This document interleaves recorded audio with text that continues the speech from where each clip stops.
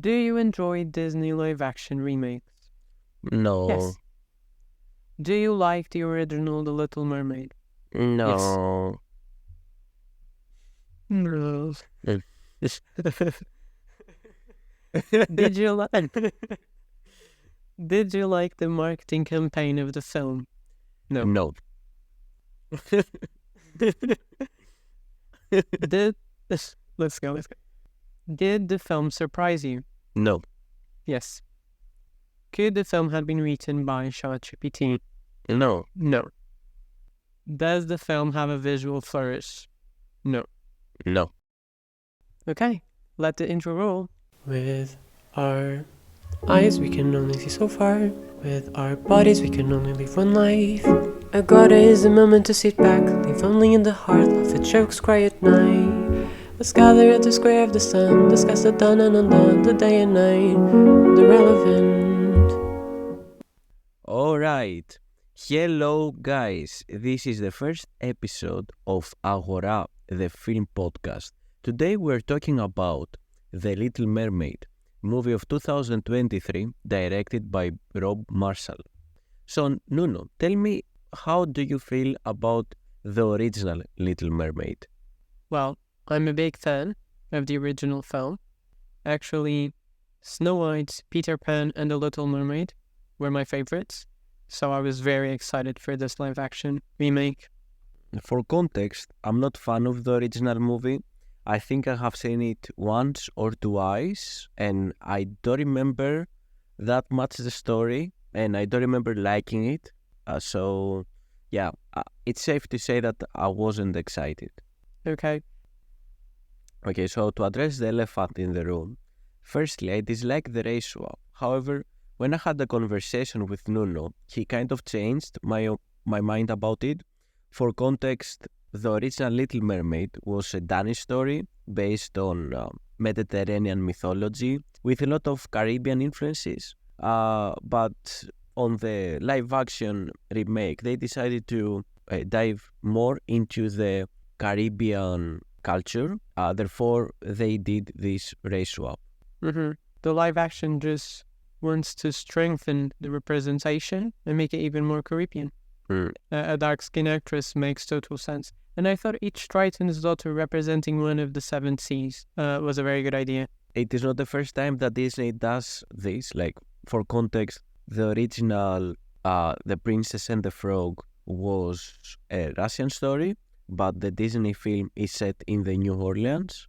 So yeah, it is not the first time they do this, and if you were not mad with The Princess and the Frog, well, why would you be mad with this one? Ariel is just not defined by race. Changing it doesn't necessarily affect the story. So, but yeah, I thought The Little Mermaid was a very good live-action remake. I think it's at the same level of Beauty and the Beast and Aladdin. And I think, in my opinion, it did what it is set to do, which is modernizing the well-known story and just being a fun time. Fair enough. Personally, I thought it was decent. It is similar with the other live-action Disney films. It wasn't awful. It wasn't great. It was decent. And I'm not sure if it was better than the original. Diving into the directing right now. I haven't seen the previous works of Rob Marshall, except one Pirates of the Caribbean movie. And I don't remember how his directing style looks like. And I couldn't have figured out by this movie either. I think it is the same case with Aladdin, that was directed by Guy Ritchie, but you wouldn't realize it unless you actually saw the title credits. You see more the Disney corporate style in this film rather than any directing signature. Yeah, I think the directing was a bit frustrating. It's lacking when you feel that in the scene they are not showing what you want to see, and I felt that a couple of times. But the camera movement kind of undercut the bigger, more lavished sequences. But I did see some hints of something special here and there. I liked the opening a lot, and I do think the director has some sensibility. But yeah, I think in general the film just could have been more cohesive visually. This could have gone further with the art direction. They played it very safe.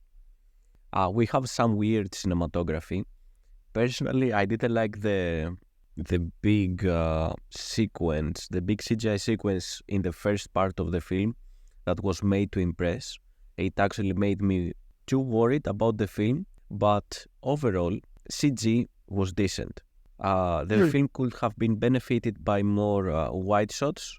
Yeah, I thought the visual effects were impressive. Ariel's hair at parts was phenomenal, and the musical sequences in general were very good. I do have to say, the mise en scène disappointed me a bit. Both sea and land felt a bit underwhelming, of a smaller scope. I think they didn't have enough bubbles or sea creatures, and I think they left a lot of empty space in the frame. But it's not a bad job. Just think it could have been a bit more ambitious. I think the best way to describe it is generic, but it was decent still. The only problem I had is that sometimes it would cut from one shot with the actual actor and some other shot would contain a CGI model of Bailey Haley. I thought sometimes it was a little bit too jarring. So yeah, keep that in mind too. Okay. And if we're talking about specifics, then I do have to say I didn't love the design of Ariel's sisters, and I didn't love the design of the castle under the sea. You wouldn't even realize it is a castle. It was. I don't remember how it looked like. I felt in general the film could have been of a bigger scope. I think it ended up being of a smaller scale because of the art direction. But what about the story? What did you think of the story, Aries? I think the story was similar with the original film. There are some interesting changes, most of them welcomed. I think I like the first and the second part of the film more rather than the third part, the last part. I think while it works emotionally, the climax of the film gets resolved way too easily. And I found myself saying, that's how the movie finishes, that's how they will fight the big bad. I don't know. Didn't like it that much. I would say the third act is not the third act. I think the climax specifically is a bit forgettable, but I like the ending. It is forgettable, but at the same time, the issues it has are way too glaring. Yeah, story-wise, what impressed me the most was how they changed so little, but still made it feel so much more organic. The Ariel and Eric's relationship, mainly. Like, you believe they fell in love in 3 days. And Ariel is more active.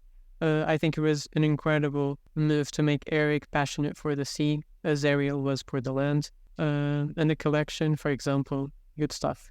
Yeah. And I think about the cast. Can we move on? I like Ariel. I think Hailey Bailey did a great job portraying her.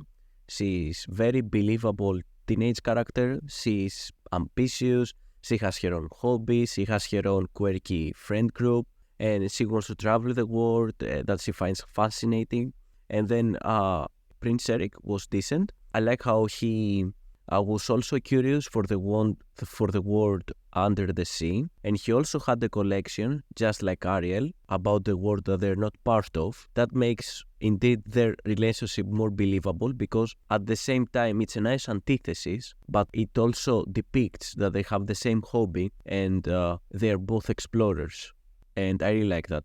Now, in terms of performances, while I really like Hailey Bailey, I didn't like Jonah Howard King. I thought, when I was looking at him, he was literally a younger version of Hugh Grant. It was literally a young Hugh Grant. So if you like Hugh Grant, you will like his performance. If you don't... I haven't seen many Hugh Grant films.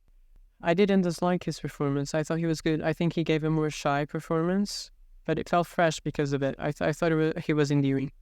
I think I have seen most of Hugh Grant filmography. Maybe that's why. And then moving on to the antagonist, Ursula. Usually the antagonists are the thing that people criticize the most about those adaptations. And they are not wrong. Most of the time they seem to be underwhelming compared to their animation version. This is the case for this movie too. I don't think Melissa McCarthy's performance was bad. I think maybe it was directing or maybe the writing, but she felt underwhelming. which is sad because this is one of the most famous Disney villains. I thought she was good. I liked her performance. I think she was not as scary, but she brought other flavors. To be honest, I think in general the whole cast was very good. I think the casting department did an outstanding job, and I think everyone talks about how challenging it is to play real people. But I argue that capturing the essence of an animated character must be a challenge as well. It must be hard to be as expressive as the animated character without being off-putting. I would like to highlight that I really like Sebastian, and I also really like King Triton. I think Javier Bardem and David Diggs did a great job. They were very faithful to the original material, but they were also original in a way. I liked it. I agree. And let me just talk about Halle Bailey, because I haven't. I agree with you. I think she gave a wonderful performance. I thought she was refreshing. She balanced naiveness and courage very well. And I think she has a big presence even when she's not speaking. And her voice is just, wow. It was nice. Moving into audio, what do you feel about the soundtrack and the song that they included in the film? Not the ones that were in the old movie. They added in this one. I don't have a lot to say about the music. I think the Little Mermaid score is incredible. I think you're gonna leave the theater singing the songs for a week. I liked the additions, and I found this with Lin-Manuel Miranda. His songs sometimes require more than one listen, but I liked the rap song out of the gate. I thought it was funny. I loved Aquafina had a song. Just the Little Mermaid score is incredible. I think I didn't like Aquafina's song at all. It felt out of place, and yeah, I didn't enjoy it. But it didn't kick me out of the story at least, so I can't complain too much. And I also really liked the soundtrack. I thought it was really epic and it worked great. Sure. I guess we can agree that The Little Mermaid to you is a great adaptation. To me, it's an alright adaptation. Maybe I wouldn't say great. I would say good. It's a very good. Yeah. Good then. Fair enough. So moving to the Agora segment, what do you feel about the theme? I would say that the theme of the story is becoming an adult and being maybe an explorer. Both Ariel and Prince Eric have to become adults. Both have overprotective parents, and they are both curious about the world that they are not part of, and they want to explore it, and they fall in love in the process, etc. They demand their individuality from their parents, and that is the moment when the parents realize that they are like adults now. So yeah, what do you think? How do you feel about this theme? So now about the themes. I think if you want to do a live action remake, you should tell your version of the story. I think it should be or feel more modern. And I think the film did that, take that instance as part. I think the first big question with remaking The Little Mermaid was, what about the whole voice situation? Are we going to teach our children falling in love is more important than your own voice? And I think this film very subtly improved that aspect. I think blending the mermaid folk with the sirens was great. Sirens are defined as beautiful women who loiter around rock formations in the sea and use their enchanting voices to lure sailors. And we see that in Ariel. And if you think of a mermaid as someone that seduces sailors with their singing, you see the beauty and power of a sailor falling in love with their mermaid without a voice. It becomes love in the purest form, without words or melodies, but stripped to the actions, and it becomes empowering. And the voice is still seen as precious. It's hidden in a small shell that shines, and at the end it's crucial for Eric's decisions. And how nice that Ariel arrives to the land speechless and gains her voice and her legs when she becomes independent. And the second thing that brought more sophistication to the story was Ariel's reaction to the goodbye. I would always get a bit frustrated when I was younger because I couldn't understand why Ariel would give up on the tail and the sea forever. I was Team Sebastian. But I got it watching this film finally, and it made a big impact. Ariel cries at the end, and she doesn't in the original. Here she suffers more with the goodbye. There is no doubt she likes the sea here or not. She falls in love for the sea again by the end, but she still leaves, and that speaks on her love for Eric, but on her adventure spirit, a need for change as well. And the land doesn't need to be better than the sea, it just needs to be different. And it's incredible how her father understands that he needs to let her go, and he even ends up encouraging her, pushing the boat at the end, which is such a short moment, but again, so spot on.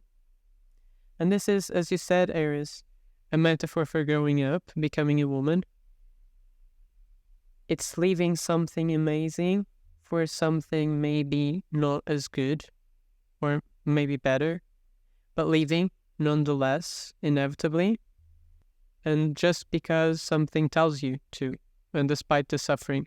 And that plays with the quote that opened the film. A mermaid has no tears, and therefore she suffers so much more. Hans Christian Andersen. Not crying at the end, not leaving at the end, would cause Ariel so much pain eventually. Here, the parting and tears don't have a negative connotation, and happy is the person that never cried. Never leaving is never changing, and that's the true sadness. So yeah, I agree with what you said. I don't feel that much passionate about the film, and maybe I relate to the theme. Maybe you relate too, because both of us left our country and traveled to England to become filmmakers, which is a very risky profession. And I like how the film highlights that some people have the need to explore. Some people have the need to travel to other places that they are not part of yet. Now, moving on to our next topic, we're going to talk about the live-action remakes. Nuno, would you like to start? Yeah, I think a lot of people is hating on Disney live-action remakes, and I do see where they are coming from, but I still feel that they are not as bad as people say. Like we just had a whole discussion about how the film made us think, and what was the film trying to say. And I think not all stories are original. Great films we love, that are prestigious, are remakes.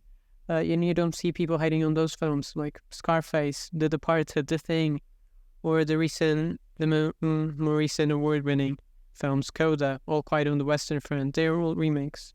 Disney is reintroducing their classics, and there are still a lot of people, creative people involved.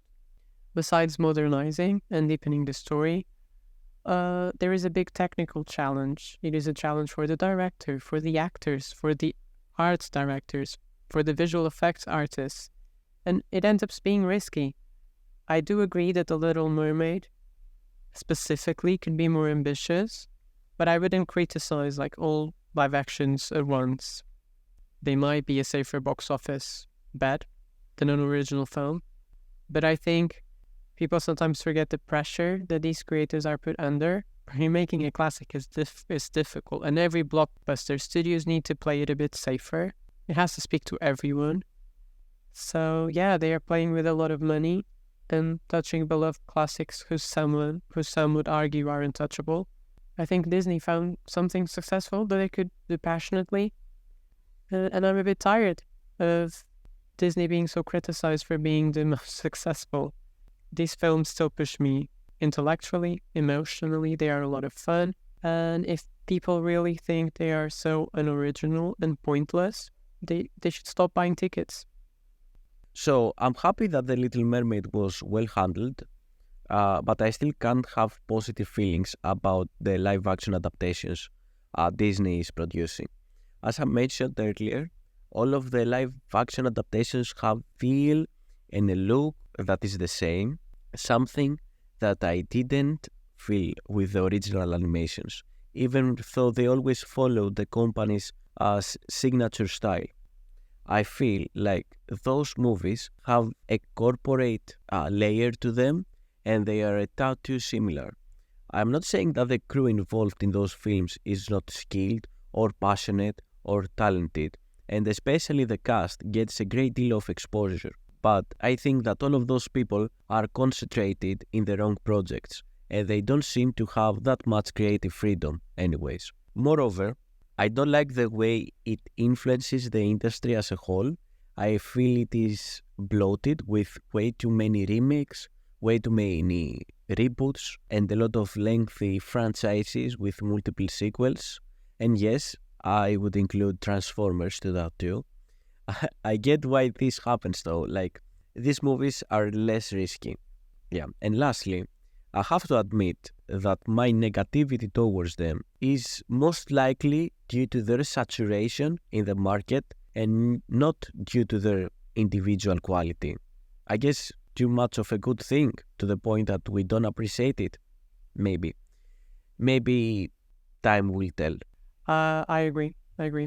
I think to summarize, I'd say live action remakes can be fun.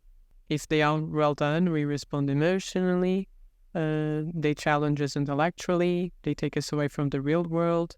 But since these are stories so well known, the creators should make clear why the remake is important. They should modernize it and challenge themselves technically. So we want to see more of the signature of the directors.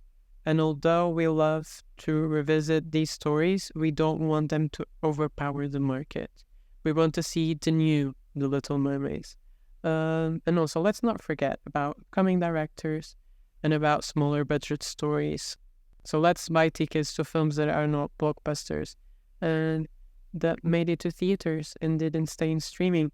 Yeah, and I would say that what all of those production studios should do is that give more freedom to the crew, because I think that's the right way to differentiate their material to the other similar films.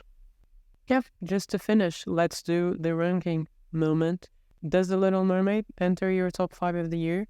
I think it might enter. I think it was a good film. I haven't watched many films of 2023, to be honest.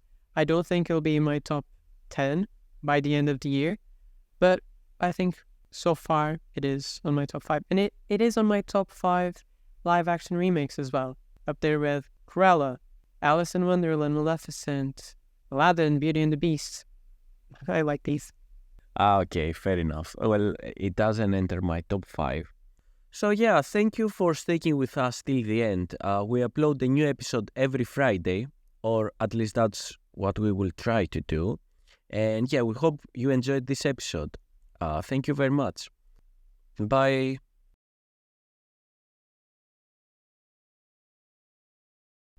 Thank you. Thank you for listening.